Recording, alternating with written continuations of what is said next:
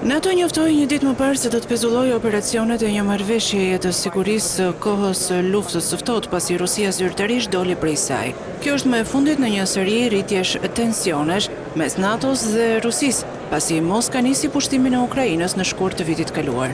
Marrëveshja për forcat e armatosura konvencionale në Evropë që u nënshkrua në 1990 dhe u ratifikua 2 vite më vonë, synonte të parandalonte rivalët e luftës së ftohtë që të rrisnin forcat dhe arsenalet ushtarake pranë kufive të tyre të përbashkët. Rusia më herët e kishte pezulluar pjesëmarrje në pakt në 2007 dhe njoftoi se kishte si qëllim të tërhiqej përfundimisht në 2015. Dalja e Rusisë nga marrëveshja u finalizua 2 ditë më parë. Në një deklaratë të NATO-s thuaj se një situatë në të cilën shtetet aleate i binden traktatet ndërsa Rusia jo, do të ishte e paqëndrueshme.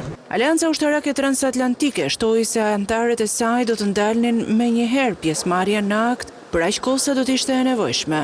Një shumicë prej 31 anëtarësh të NATO-s e kanë nënshkruar traktatin. SBA ndërkohë mbështeti menjëherë vendimin e NATO-s duke nënvizuar se pezullimi i traktatit është në linjë me të drejtat e garantuara nga ligji ndërkombëtar dhe një reagim ndaj një ndryshimi thelbësor rrethanash i shkaktuar nga kombinimi i tërheqjes së Rusisë prej traktatit dhe lufta e saj në Ukrainë. Pezullimi nga ana e Shteteve të Bashkuara të Amerikës hyri në fuqi një ditë më parë.